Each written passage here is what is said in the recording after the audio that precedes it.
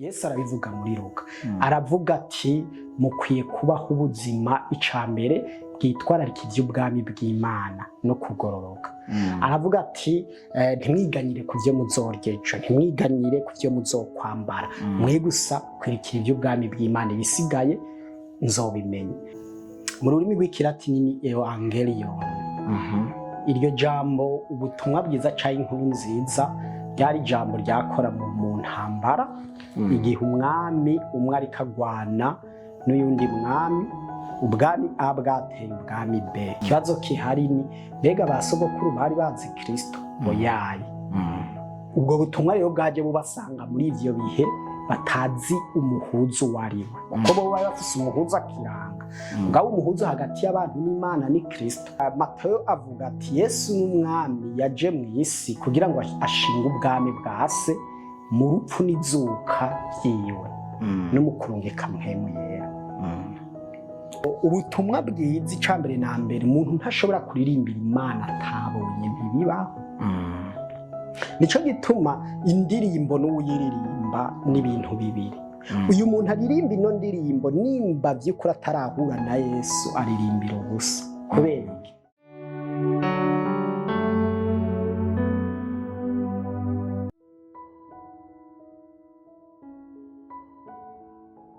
Ikaze ku bakunzi mwese musanzwe mukurikirana ibiganiro vya Brightness Burundi. Ni ikiganiro kahise k'ishengero no guhimbaza Imana. Mwari mumenyereye mugishikirizwa na Gerard Nsabumuremyi, ariko no munsi ni Jean Claude Maniratunga namukoreye mu ngata. Iri jwi ryanje ni ryo mwumva. Kuno munsi rero ndafise umutumire, ntatevye reka ndamwakire. Mutumire, ikaze mu kiganiro. Murakoze cyane. Murashobora kwidondora ku batabazi kugira ngo bashobore kubamenya? Jewe nitwa Pacifique ibona byose, nkabasengera mu ishengero ry'ingenzi Pilgrims Chapel mu Kanyosha. Murakoze cyane. Ku bakunzi murumva uwo ari we naho asanzwe akoranira hamwe n'abandi bizera. Mutumire wacu, kuno munsi twaguhawe n'Imana, tugiye kuyaga ku bijanye n'ubutumwa bwiza. Mu gihugu cacu c'u Burundi biravugwa yuko haheze imyaka irenga 100 ubutumwa bwiza bushitse mu Burundi. Ariko rero havuzwe ko hari ubutumwa bwiza bwashitse mu Burundi, burya ubutumwa bwiza buvugwa n'ubuhe bwashitse mu Burundi? Urakoze cyane. Urambagije ubutumwa bwiza buvugwa mu Burundi bwashitse mu Burundi. Wumva haba harimo ibintu bibiri, bwarashitse bwaje ryari, havuzwe ubuhe, uburiko buravugwa n'ubuhe. Nibaza yuko ntaza gusubira inyuma cane ngo mvuge ibijanye n'ivy'umuzo w'ubutumwa bwiza ngaha mu Burundi, ariko ndaza gushira inguvu cane ku kintu kijanye n'uburiko buravugwa. Kumbure bwoba bubandanirizwa mu bwavuze canke hakaba hariho uburiko buravugwa atari bwo, koko nimba hari ubutumwa bwiza hari na bubi. Ariko reka tubanze turabire hamwe isiguro y'ubutumwa bwiza mbega niye. Yego. Mu rurimi rw'ikilatini ni evangelion. Iryo jambo ubutumwa bwiza cyangwa inkuru nziza ryari ijambo ryakora mu ntambara igihe umwami umwe ariko agwana n'uyundi mwami, ubwami A bwateye ubwami B. Ubwami A iyo bunesheje ubwami B, abantu bamwe bo mu bwami A banesheje baca batuma umuntu agenda imbere y'igihe akaja gutanga inkuru nziza ku mwami, ivuga ibijanye n'urugamba ko rwagenze neza, banesheje umwasi wabo. Akarorero dukoresha igitabo ca Samweli. Igitabo ca Samweli wa mbere 4 tuhasanga inkuru y'ingene n'Abafilisitiya banesheje, bisha abahungu bo kwa Eli bagatwara n'isanduku y'isezerano. icyo gihe umwe yaje kubabwira ibyabaye ati ni jewe ncitse b'abana bawe bapfuye n'ingabo zose kandi isanduku y'isezerano bayitwaye yaje azanye inkuru mbi turibuka yuko ntuzeya eri ngo yaciye ngo akoroka ngo aca avuna izosi yatuye ubuku umugore umuntu uzeye kazana wiwe aca arapfukama aho nyine aca aravyara yaciye agira ibisa aca aravyara aca avyara umwana aca amwita Ikabodi. Iyo ni inkuru mbi. Kaba hari iyindi nkuru tuza gusanga muri Samweli wa mbere 3:1 ivuga ivyo kunesha kwa Dawidi igihe yica Goliyati mu ntambara ko yafashe umutwe we akawushira Sawuli. Muri ico gihe ngo Yerusalemu hose ngo abagore n'abantu Yerusalemu baca bavuza impundu bavuga ngo Sawuli yishe 1000 mu mugabo Dawidi yishe 1000. Bakicumva ayo matwi y'ibyabaye ku rugamba abafilisitiya ko bari babasagirije baciye baririmba. Rero ahantu hose hari inkuru nziza haba kuririmba, ahantu hari inkuru mbi haba kurira. Niho rero Yesaya avuga ati, Yesaya muri 52 avuze ati ibirenge by'uzanye inkuru nziza ni byiza ku musozi. 52:4. Abisirayeli bo baca batahura ibyo ari byo. Rero ubutumwa bwiza ni iki? Ubutumwa bwiza ni proclamation cyane novuga ko ari ubutumwa bwiza ni gutangaza n'itangaza ry'igikorwa ca Kristo rivuga itsinda rya Kristo mu rupfu n'izuka abasi b'Imana. Kristo mu gupfa kwe no mu kuzuka atsinze abasi b'Imana. Ubwo rero nibwo butumwa bwiza bwa vrai. Nibwo butumwa bwiza bukwiye kuvurwa, nibwo butumwa bwiza bukwiye gutangazwa. Buri mw'ibintu dusanga muri Korinto ba mbere 15:1 gushika kwa 5. Birimwo ivuka rya Yesu nkuko ivyanditswe bibivuga. Birimwo ikura rya Yesu nkuko ivyanditswe bivuga ko atigeze akora icaha. Ubwo butumwa bwiza burimwo ipfa n'izuka rya Yesu, burimwo iduzwa rya Yesu mw'ijuru, kandi burimwo n'igaruka rya Yesu.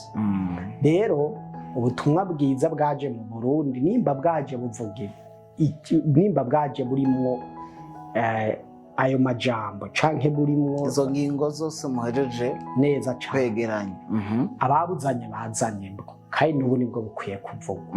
Ariko nimba babuzanye bataje bayigisha ubwo bazanye ubutari bwo, kandi n'umuntu no musi yigisha ntiyigisha ubwo, yigisha ubutari bwo.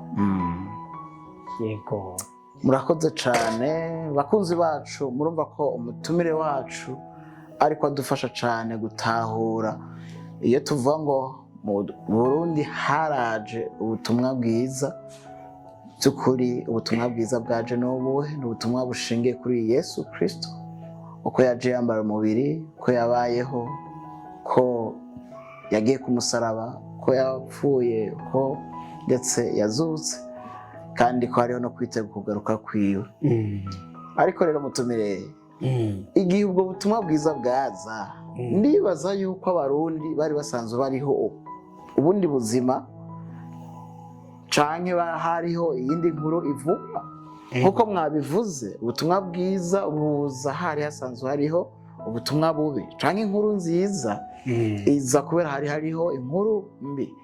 Mbega igihe ubutumwa bwiza bushika mu Burundi, abarundi basogokuruza bacu bari mu biki? Hoba hariho ico barimwo kiduha icizere ku bijanye n'inkuru yari izanwe, canke hoba hariho igitandukanye n'ico? Ego, abantu bose iyo bava bakagera kubera baremwe mu ishusho ry'Imana, babana agatima ko kurondera Imana. Nga kubana agatima ko kurondera Imana ntibisigura kuyirondera neza. Nk'akarorero, usomye muri Geneze 4, Kayini na Ntuzeye na Abeli baratangira imazi. Iki kintu cyo gutangira imazi ntitubona aho bacize. Ariko iki kintu ni ndemanwa ku muntu ko kumva yuko hariho Imana. Muri uko gutangira imazi kwabo Abeli yaratanze bishimwa n'Imana, Kayini aratanga Imana irabigaya. Mbega bose baratanze yego cane. Yego. Mugabo kubera ikitakiriye byose nuko umwe yagitanze mu buryo bwemewe n'Imana, ubundi nawe akagitanga mu buryo butemewe n'Imana. Rero basogokuru bacu no mu yandi mahanga yose bamye basenga barondera Imana. Nk'akare aha mu Burundi wacu hari kiranga kubandwa. Ibyo byose byari bikorwa bakora kugira ngo basenga Imana. Mugabo ikibazo kihari none ukubandwa kwa basogokuru, uguterekera kwabo kwari gusenga kwiza namba.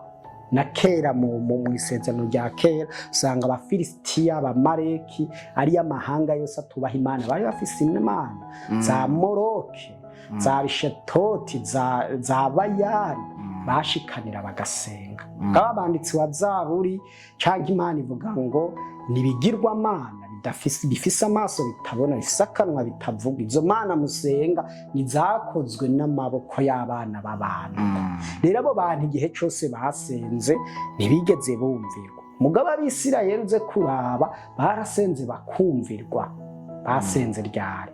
Basenze Imana mu gihe ibihishuriye, nkuko yabihishuriye yishuriye sekuruza wabo Aburahamu, ikamukura kwa Tera mu Bukaludaya mu gihugu basenga ibigirwamana kugira atangure kuyihimbaza. Inako yagize ku Isirayeli, yabakuye muri Egiputa irabazana, ihejeje kubakiza amaboko ya Farawo, icibigisha ibyagezwe, ibigisha rero ingene babanaho umubano nayo.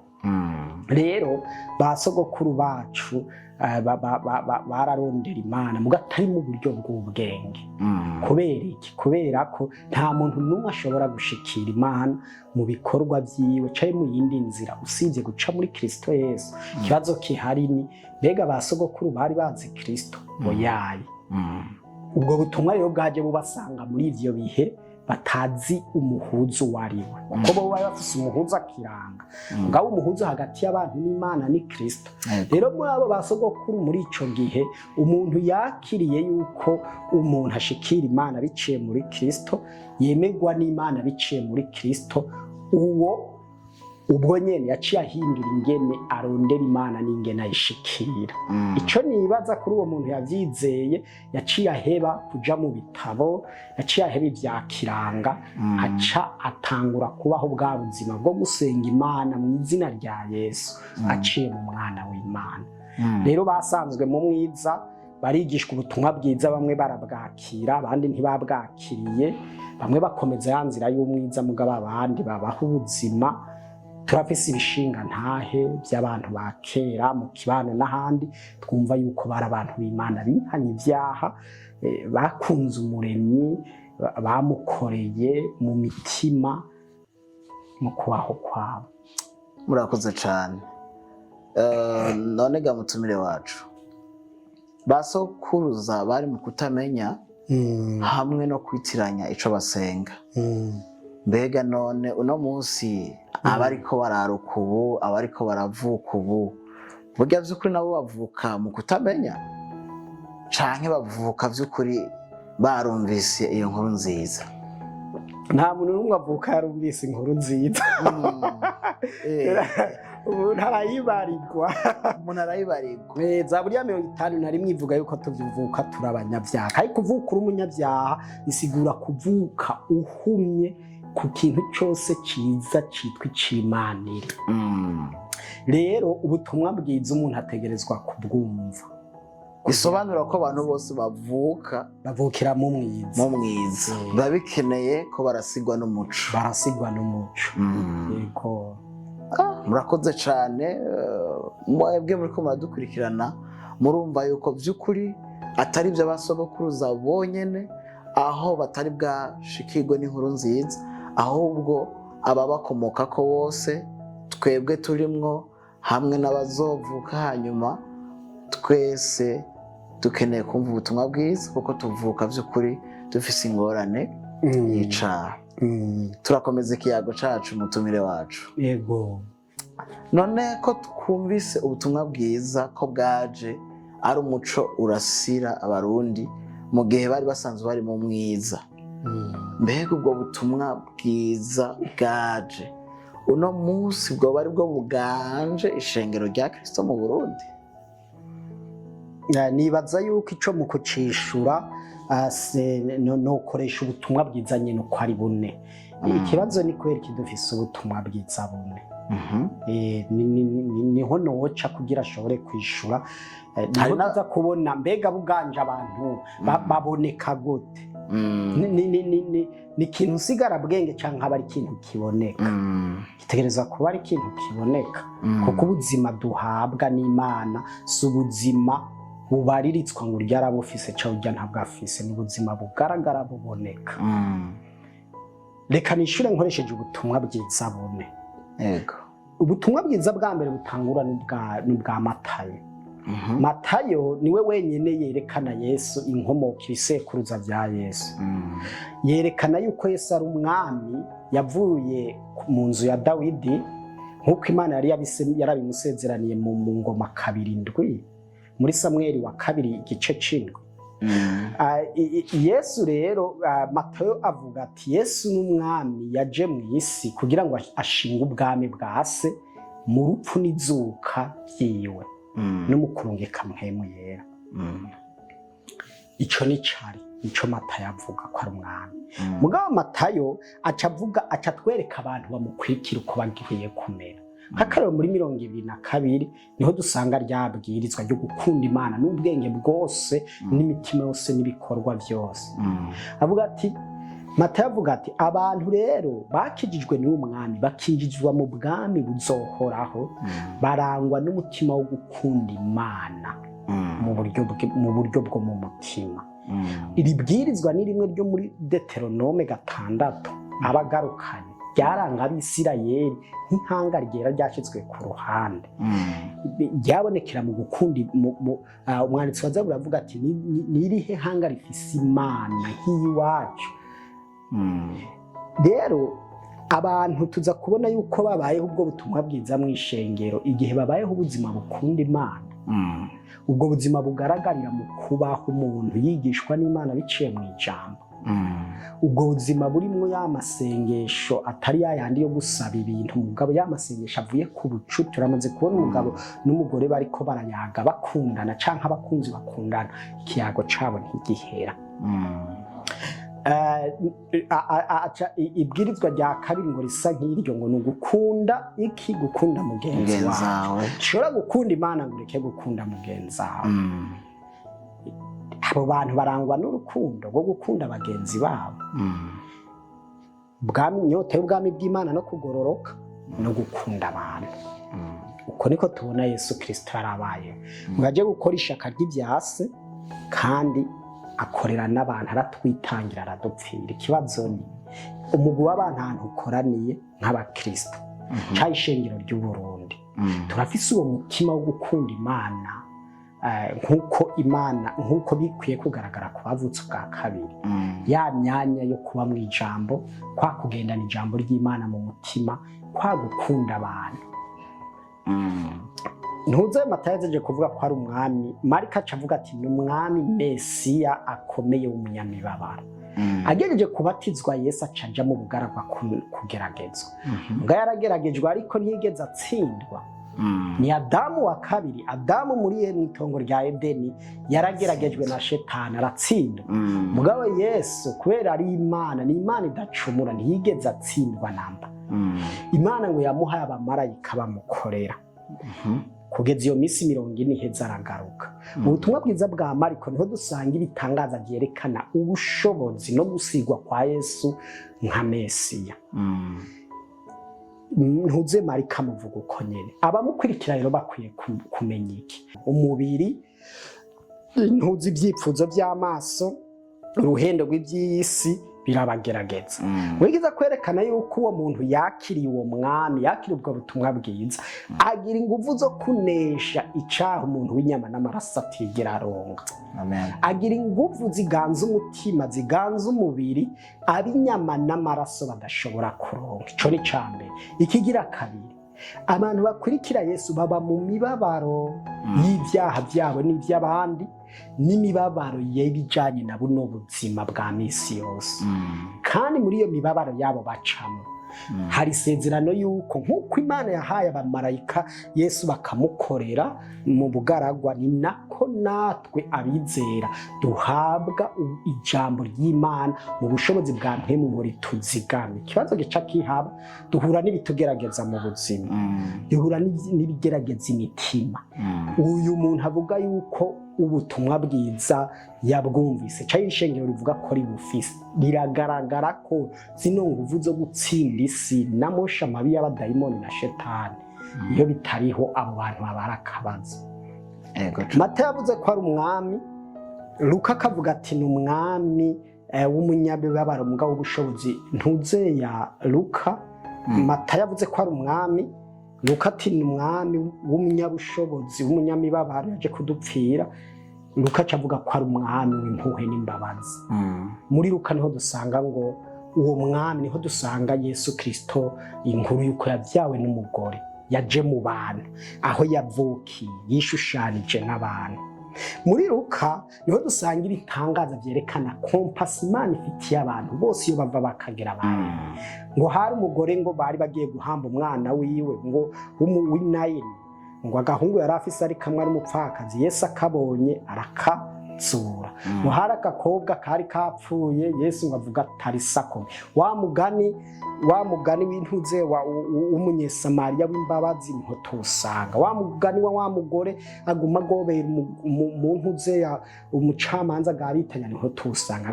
Yesu nko kutwereka yuko ni Imana yaje mu bantu kandi ifise impuhwe nyinshi ku bantu bayo.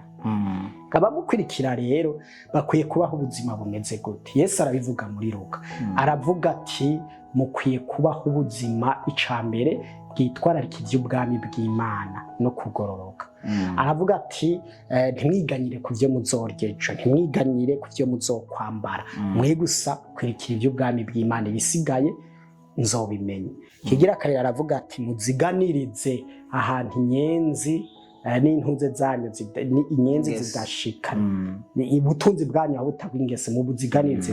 Azana caki icapo ca wa muntu yimbura, akavuga ati mutima wanje icara urye unezerwa, urabesha muri rino joro ndagutwara ubuzima. Abantu rero akurikira Yesu bakwiye kugira umutima w'impuhwe udasanzwe ku bantu. Iyo ubonye abantu canke ishengero rititaho imfuvyi, abapfakazi n'abakene, iryo shengero riba rifise ikibazo. Iyo ubonye ishengero ibintu by'ibibi bibera muri kominote bitandukanye, tuba ahantu habi, abamaraya, abantu bicana, abantu bashonje barara muri kanevu, umuntu kubwiwe canke ishengero aho hantu riri ntiribona ivyo bintu, iryo shengero riba ridafise ubutumwa bwiza bw'umunezero, ubutumwa bwiza buhishura Imana nk'Imana y'imbabazi. Yohana nawe acavuga ati uyu Yesu yaje yahoze mu bumwe n'Imana. Niho usanga Yesu avuga ati jewe na data turi umwe, jewe na data turi umwe, umbonye ababonye data, ubonye data ababonye jewe. Niho usanga aguma avuga abana b'umuco, abana b'umwiza. Yohana yerekana avuga ati abantu bizeye Yesu Kristo canke ishengero rifise ubwo butumwa bwiza ribaho bwa buzima bw'urukundo rw'indani rwimbitse rukunda Imana n'abantu. 15 muri amashami ndumuzabibu 10 jewe ndumwungere mwiza. Abo bantu yo babaho bwa buzima. Amashengero menshi abantu batora amabibiri ya Dimashi. Kiya kintu cyo gutora bibiri ya Dimashi umuntu akumva ntakeneye ijambo kiva kuki, kiva yuko byukuri atabuzima atanganje Imana. Yesu si umwami, Yesu ntacarakora mu buzima bwiwe, ubuzima bwiwe ntibugira ikibufasha, ntaho bwavuye. Ubuzima bwe bwikundira isi, bwikundira ibihimbaro by'amaso. Ariko by'ukuri umuntu yakiriye ubutumwa bwiza, ikimuranga kubaho ubuzima bw'urukundo akunda Imana ndani bwina mu mutima, kuba mu ijambo, gusenga, kubana na bene data, kubaho bwa buzima bw'ibikorwa byo kugororoka bidasunitswe na kameremere k'umuntu ko babiturarikiyeko, ariko busunitswe n'ubuzima bwa mpwemu buriko bukorekera mu buzima bw'abizera. Kibazo ni rero ishengero ridafise ibyo cyangwa umuntu adafise ibyo, sinza kuvuga yuko ari uw'Imana. Kandi ishengero ridafise ibyo ntacyo ryakiriye, n'ubu ntacyo rifise, nta nico rigumije, ni idini y'ayandi yose. murakoze cyane bakunzi bacu, murumva ko umutumire ariko aradufasha mu kwagura by'ukuri ibiza guserura inganje y'ubutumwa bwiza mu bizera canke mu makoraniro y'abizera. Ni twebwe wo kurushiriza gusuzuma by'ukuri yaba ku giti cacu canke aho dusanzwe dukoranira yuko iki gicapo umutumire wacu ariko adufasha ko arico kiganje aho duherereye. Umutumire wacu ariko rero dusanzwe twumva yuko hariho abaririmbyi canke abanyamuziki bakunda kuvuga yuko ibi by'ijambo ry'Imana, iby'ubutumwa bwiza ni iby'abapasitori. Mbega abo bantu, uwo mugwi w'abanyamuziki, mbega by'ukuri bararabwa n'ubutumwa bwiza? Icambere na mbere n'abanyamuziki b'isi, kuko abantu baririmba, uravye Abisirayeli nta kindi baririmbye atari ivyagezwe bahawe. Yohana icete ca mbere ca Yohana igice ca mbere gushika umurongo wa mbere gushika kwa 4 havuga iki? Yohana avuga ati ico twabonye, ico twumvise, uwo twasanye, uwo twakoze ko mwengire ndababwira. Muri Bikorosayi 3:16 bakavuga ngo ijambo rya Kristo ribe muri mwebwe rigwiriye, kugira ngo abantu bashobore guhanurana, bashobore gusenga, bashobore no kuririmba. Duhanurisha ijambo ry'Imana, dusenga ijambo ry'Imana, turirimba ijambo ry'Imana, twigisha ijambo ry'Imana. Iyo byose icyo dusenga n'icyo turirimba n'icyo twigisha ko ari ijambo ry'Imana. Ijambo ry'Imana rivuga nde si bibiri, ni Kristo Yesu, ni Kristo. Rero ubutumwa bwiza icambere na mbere, umuntu ntashobora kuririmbira Imana atabonye, ntibibaho. Nico gituma indirimbo n'uyiririmba n'ibintu bibiri. Uyu muntu aririmba ino ndirimbo nimba by'ukuri atarahura na Yesu, aririmbira ubusa. Kubera iki? Twavuze ko basogokuru basenga mu nguvu nyinshi no mu gukovya, kandi hari mu buryo bw'ubwenge. Ivyo amahanga ya kera tuba Imana yarabigira. No mu gihe ca Yesu, Pawulo mu Baroma 10 aravuga ati ndakunda ukuntu abayuda bene wacu barondera Imana atariko mugasi mu buryo bw'ubwenge. Uwo muntu rero araririmba mugaririmbira ubusa. Ico ni cambere, umutima uhimbaza Imana n'umutima imbere ya byose Imana yihishuye. Aburahamu atangura gutangira ikimazi Imana yamukuye kwatera. Abisirayeli batangura kubaka ihema, ntibaryubakiye muri Egiputa, baryubakiye hakurya y'uruzi. Iyo umuntu rero aririmba ataravuka ubwa kabiri, asa n'umuntu yubaka ihema muri Egiputa, asa n'umuntu yubaka ihema muri Egiputa mu bigirwamana kwa Farawo iwabo wabaja. Ijambo ry'Imana ritubwira umuntu wese akora icaha n'umuja w'icaha. Ico ni cambere. Kigira kabiri ni indirimbo. Hari indirimbo mpora numva ziba ziteye amakenga. Indirimbo nimba turiko turirimbira Imana, ni turirimba Imana, tureke kuririmba ivyiyumviro vyacu.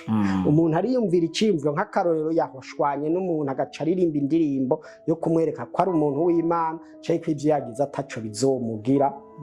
Gutukanira mu ndirimbo, amakorasi atukana, sinzi kumaze kubumva, ziragwiriye gose. Jewe rero nohanura abantu bahuye na Kristo ko boririmba kantike. Mugabo kantike hariho n'izindi ndirimbo ziba zihishura ubwiza bwa Yesu Kristo. Ziba zirimwo kutwibutsa ko turi abanyavyaha, turi babi, zikaba zirimwo kutwibutsa ko Imana ari yera, ari nziza, zikatwibutsa ishavu Imana ifitiye umunyavyaha n'ingene Imana yatoreye inyishu iryo shavu ifitiye umunyavyaha biciye muri Kristo Yesu. Rero umuntu arashobora kuririmba akaririmbira ubusa, ishengero rirashobora kuririmba rikaririmbira ubusa. Nimba ridafise ubutumwa bwiza, abaririmba bataravuka ubwa kabiri, n'indirimbo baririmba atari iz'Imana, zitari mu musaraba, baba baririmbira ubusa. Kandi urumva kuririmbira ubusa no gusengera ubusa si by'uno munsi gusa, byamyeho biriho kandi bizohoraho. Kitwereka yuko abarundi amashengero menshi akoranira ubusa dimanche n'ubuzima tubayeho. Buryo ubuzima tubayeho bwerekana n'isengesho dusenga. Ubu buzima butaregurirwa Imana buzokura he indirimbo buha Imana? Ubu buzima butarabona Imana buzoririmbira ubwo itabonye. Sishatse kuvuga ko igihugu cyose kitarimwe abantu bakijijwe, ariko ntitwihende kuri bino biharuro vya 99% n'abakristo, no 99% n'abantu ze n'abanyedini banashima 100% ko atawudafise idini. Pourquoi pas ça? Twebwe ngira nta na 1% irimo.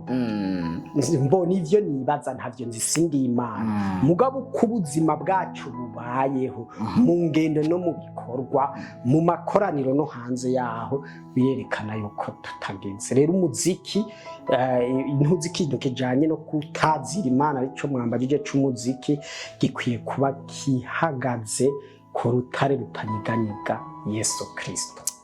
Urakoze cyane. Nizere yuko ikoraniro, abaririmbyi, abacuraranzi, abandika indirimbo, barongora amakoraniro, turiko turafashwa cyane yuko ijambo ry'Imana, ubutumwa bwiza kuko buhishura Kristo, niyo ndirimbo yacu. Kandi rero buraturaba, si iby'abapasitori gusa, ni ibyacu, kuko by'ukuri nimba twaravutse ubwa kabiri, nta kindi gikwiye kuturongora. Ariko kandi mutumire wacu, mu makoraniro yacu nk'abarundi turafise imigwi itandukanye y'abaririmbyi.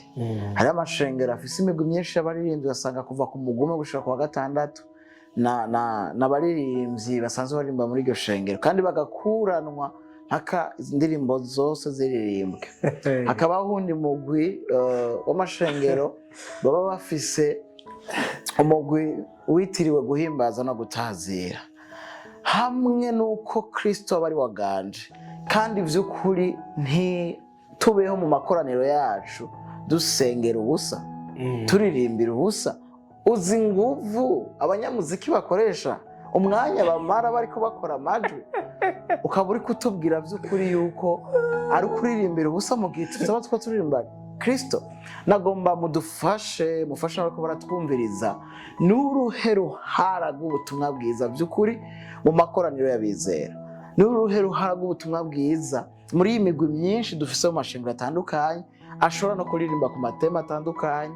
Ikora rikaririmba kuri ibi, ikora rikaririmba kuri ibi, ikora rikaririmba kuri ibi, umwigisha w'ijambo ry'Imana akigisha kuri ibi, groupe de louange ya dohasiyo karongora ishengero muri ibi. Mbega n'uruhe ruhara by'ukuri ubutumwa bwiza mu gisata c'umuziki n'indirimbo, mu gihe tubona indirimbo bwazo zifise umwanya munini? Hariho amashengero amara amasaha 2, ugasanga indirimbo zatwaye isaha yose, ubutumwa bwiza bwatwawe iminota 30 mu kubwigisha cyangwa mu kubusigura. Cyangwa ugasanga n'umwanya munini urengeye uwo mvuze, mugabo nk'ibice 80% n'umwanya w'abaririmbyi w'indirimbo, w'abacuraranzi. N'uruhe ruhara by'ukuri rw'ubutumwa bwiza mu bijanye n'amakoraniro y'abizera mu gihe baba baje gusenga Imana nzima?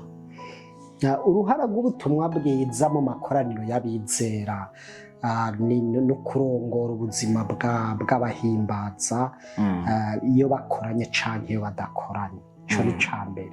Kubera ubutumwa bwiza bwaje buvugwa na Yesu, bwaje buvuga ko ubwami bw'Imana buri hafi. Muri Yesu Kristo, mu rupfu rwiwe n'izuka ryiwe, harimwo gushinga inganji y'Imana n'ubibandanya kugeza igihe Yesu Kristo azogarukira. Rero ubwo butumwa bwiza nibwo nkuko twabivuze bukwiye kuririmbwa, bukwiye gusengwa, bukwiye kuturongora mu kwihana, bukwiye kwigishwa. Rero aho abantu bakoraniye, mpwemu w'Imana ntashobora kuhaba kiretse gusa hari ubutumwa bwiza. Uko mpwemu w'Imana ntatandukanye n'ubutumwa bwiza. Bisigura iki? Nimba ishengero ryigisha ibinyoma, nta n'umunsi n'umwe rizopfa rirose mpwemu. Uti none ntibashobora gukora ibitangaza? No kwa Farawo barabikoze. Kandi no muntu uzavuga ati abigisha b'ibinyoma bazoza kugira ngo bakore ibitangaza kugira ngo abenshi barushirize kuzimira. Ariko abantu ico batazi n'ico kintu yuko ubutumwa bwiza buri connecte na le Saint-Esprit. Bisigura yuko abantu bose barongorwa na mpwemu, nibo bafise ubutumwa bwiza. Amen. Rero kandi abafise ubutumwa bwiza barongorwa na mpwemu. Rero ubwo ruhara rw'ubutumwa bwiza mu ishengero ni ugufasha abantu gutazira, guhimbaza Imana. Uko gutazira rero kuba kurimo ibintu byinshi dukora iyo dukoranye, ni pake y'ibintu byinshi. Rero ubutumwa bwiza ahantu abantu bakoraniye, uruhara rwabo mu kubarongora ingene baninahaza batazira Imana muri byose. Ariko si muri uwo mwanya gusa. Ubutumwa bwiza ni nabwo muco, kuko ngo ni umuco warasiye mu mwiza. Uwo muco warasiye muri twebwe ni nawo muco ushishikara kudufasha kubaho ubuzima buninahaza Imana, nk'abantu bahamagawe ari ihanga ryera nk'uko Petero abivuga. Duhamagariwe ngo gukwiza ishimwe ry'uwaduhamagaye mu mvugo, mu ngendo, mu bikorwa. Dukwiye kubaho ubuzima burongorwa na mpwemu kugira ngo dushitse ibya kameremere kaco kipfuza. Iyo dukoranye niyo turi hanze, iyo abantu bakoranye rero badafise ubutumwa bwiza, niyo badakoranye bari hanze badafise ubutumwa bwiza, nta mpwemu bagira. Kubera rero ko ata mpwemu bagira mu makoraniro, baca bashitse ibyo kameremere kipfuza. Niho uzoza usanga rero amakoraniro abantu basenga uko bashatse, abantu batamba uko bashatse. Gutamba ni ibisi bibi, mugabo batamba uko bashatse, ntaco baba bariko batambirako. Abantu bavuga ivyo basha, nta gitinyiro c'Imana kihari. Abantu basohotse hanze baca avuga ati sije mbonye ndasohotse muri ino nzu y'Imana, reka nje hanze. Aca baho bwa buzima nk'ubw'abandi bose. Ariko ni kuri si ico tuba twarahamagariwe. Uravye Abisirayeli, Imana yari yababwita ntimupfe uko mushikanye. Wapi mu Musiguzi 5 Imana yavuze iti uje imbere yanje uze witonze, kuko ndi mwijuru nawe uri mwisi. Ntupfe iry'uhurudutsi usenga. Iyo byose tubifashwa na mpwemu biciye mu butumwa bwiza, kuba ubwo buzima budapfa ibyo ruhurudutsi, iyo dusenga budapfa ibyo buvuzi, iyo turirimba. Ubutumwa bwiza niyo moteri ikwiye kurongora ikoraniro, nibwo bukwiye kurongora ubuzima bw'abizera. Murakoze cyane banyamuziki, muri ko muradukurikira n'abandi bose mufise ico muterera mu makoraniro y'abizera. Murumva ko ubutumwa bwiza ni intimatima y'ikoraniro ry'abizera. Ni karahara mu makoraniro y'abizera, ntibasenga. Murumva ko arico gituma n'ikoraniro riza oto y'ubutumwa bwiza. Bisobanura yuko hataririmbwe n'ubutumwa bwiza tuba turi mu kaga. Mutumire wacu, vyoba bimaze kubashikira mwebwe mu gakoranira hamwe n'abandi bizera, hanyuma ntiharirimbwe ubutumwa bwiza? Neza cane. Wanashima ayo makoraniro niyo ahari aruzuye mu Burundi, kuko abantu bizera ubutumwa bwiza bw'imigisha. Ubutumwa buba buvugwa si ubutumwa bwiza sibwo, ubu butumwa bw'imigisha. Kaja ahantu bayitije indirimbo ya Apollinaire Kantike barayirimbye, mugabo waja kwigisha agaca yigisha ibyo guhezagirwa, visa, ibiki, promotion, ibintu hamwe n'ivyo nyene. Amakoraniro ndamaze kwinjiramwo aho umuntu aje imbere y'abantu, cyane cyane aya makoraniro y'ama-eglise pentecotiste, ugasanga hariho abantu kubabwira yuko bagiye guhona, bakwiye gukora ibi, tanga ikigira 10 Imana ikwemere, ureke ibi niho uzobura umuntu w'Imana. Ubutumwa bw'ibikorwa rero, ubutumwa bw'ibikorwa n'ubutumwa bw'ibijanye n'imigisha nibwo bwuzuye muri kino gihugu. Saha honyine no kwisi yose nibwo buhuzuye. Abo bantu rero baba aho hantu hari ubwo butumwa basenga ibigirwamana. Iyo mbere rero wowe uri umuntu w'Imana, uri Pawulo ushitsi ya Atenayi, ukazusanga abantu bahimbaza Imana nyinshi cyane. Ahubwo ukiraho nyene mutumire wacu, wewe umaze kwinjira aho hantu ugasanga izo ndirimbo nizo ziriko ziraririmbwa, bihora bikugendera gute? Uhora ukora iki? Uhora wiyumva gute? Mbadindiriye igikwirikira, kubera urumva abantu nga mu Burundi ico maze kubona, barashobora kuririmba indirimbo atari ubuzima. Kubera iki? Kubera ko aha mu Burundi abantu benshi barafise iciyumviro c'agakiza, muga ntibafise agakiza ko nyako. Iciyumviro c'agakiza, umugabo badafise agakiza ka vrai. bamwe bavukiye mu mantuze mu ntuze bimwe wambaza uti none bimwe hamwe na kwishurana umuntu wese avuka ari umunyabyaha umwana yavukiye mu nzu iwabo ngo jewe navukiye iwacu papa y'umupasiteri niki mugabo ntiyigeze ahura n'ubutumwa bwiza ku mpanda iyo turoyeyo barya abantu babimba ibinogo nibo batubwira indirimbo zose zo muri kanike ngo si ngo ni nimerezi rero kuririmba iby'Imana birenguka inyuma y'umutima wawe no kuririmba iby'Imana biva mu mutima n'ibintu bibiri bitandukanye kamere n'idini rirakwigisha kuririmba iby'Imana birenguka inyuma y'umutima wawe mugabo Imana mu bushobozi bwa mpwemi kugabira kuririmba ibiva kuko ngo ni isoko ry'ubugingo ridodobiza riva indani none ariko mvuga nti ndarindira simba nzikigire gikore ucuhora none canke uraririmba iyo ndirimbo ugafatikanya n'abizera ndayiririmba yego kandi utemeranya n'ubutumwa buba buri muri iyo ndirimbo canke mu gihe iyo ndirimbo iba ifise ubutumwa mwemeranya nawe navuze nti indirimbo ifise ubutumwa bwemeranya indirimbo ifise ubutumwa bwemeranya n'umusaraba iyo ndirimbo ndayiririmba sivyo ndayiririmba mugabo indirimbo idafise ubutumwa bwiza itarimwo ubutumwa bwiza ntayo ndirimba kuko no gutuka Imana hari ikintu tutazi kuririmba indirimbo zuracishamwo Yesu zuracishamwo ivy'Imana ni nko kuvuma amate mu maso Kristo ni nko kumuvuma amate mu maso rero je sinovuma amate umuremyi wanje ico ni cambere ikigira kabiri ntegerezwa kubabara Pawulo igihe yinjira Atenayi yasanze basenga nyinshi bacaratuntuye Matayo 5:4 hahigwa abatuntuye kuko aribo bazokwirirwa batuntujwe n'iki n'ibyaha byabo n'iby'abantu uri umuntu wakijijwe ukavuka ubwa kabiri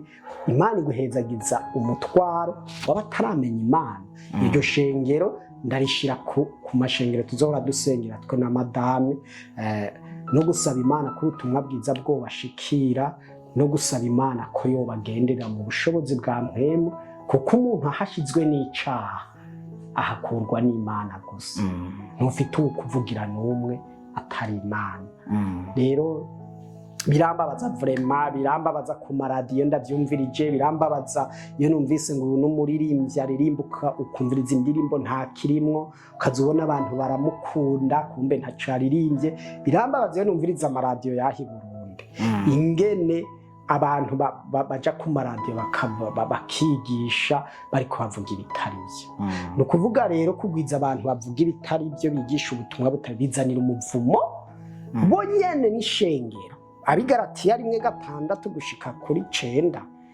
ngo uwo muntu ngo yigisha ubutumwa butari bwa arakavumwa ndabisubiyemwe arakavumwa bizanira umuvumo abo bantu arongoye bikazanira umuvumo n'ishengero kuko bijya butumwa bwiza umwarimu umwe yatwigisha niyo yatubwiye ati ikinyoma n'ukuri iyo biri kuri avo marke prego ati ikinyoma ukuri kutariyumvira gupfunga rase z'ibirata ikinyoma kiba kizungurutse kontina yose abantu kwizera ibinyoma biranyaruka mbwa kwizera kuri biratera ariko Imana ishimwe nta muntu n'umwe Imana ifitiye umugambi w'agakiza hazogira ikintu na kimwe kizomuhuvya naho yoba b'Ubufilisitiya azovayo naho yoba muri Egiputa Imana yakuye Abisirayeli muri Egiputa ikabazana Imana yazuye Kristo mu bapfuye zirya nguvu za mpemu zashikije umugambi w'Imana ku Isirayeli ngo bave muri Egiputa zikabarindira mu bugaragwa zirya nguvu za mpemu zazuye Kristo mu bapfuye zirya n'ubu ziracariho ngo zizura umutima nta muntu n'umwe inyigisho z'ibinyoma zoshitsa ahantu atova ikimenyamenya twazihozemo dafise n'abagenzi bazihozemo nawe hari naho uba warazihozemo none niki cadukuye nubwo buntu bw'Imana n'ubushobozi bwayo niyo rero ngo ndiro ubutumwa bwiza burimo ubushobozi Pawulo yabivuze mu Baroma 16 burimo ubushobozi bwo kuzura Lazaro naho yoba yarapfuye Lazaro azoronka ubugingo kuko ubutumwa bwiza budukura mu Banyefeso 1:2 ngo kera tukigendera munsi y'imwemu mbikorera mu ntabariko mw'isi y'umwiza aho niho Imana yadusanze irahadukunda. Bufise ubushobozi bwo guhagurutsa Aburahamu bukamukura mu bigirwamana agatanga urugendo rwo kugendana n'Imana. Bufise ubushobozi bwo gukiza Nowa ngo mu gihe ibyaha byari byinshi. Bufise ubushobozi bwo guhindura umuntu akaba umuntu w'Imana.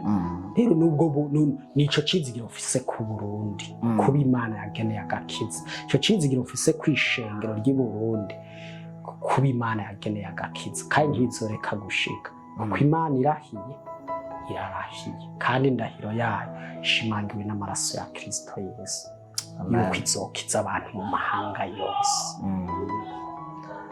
Murakoze cane.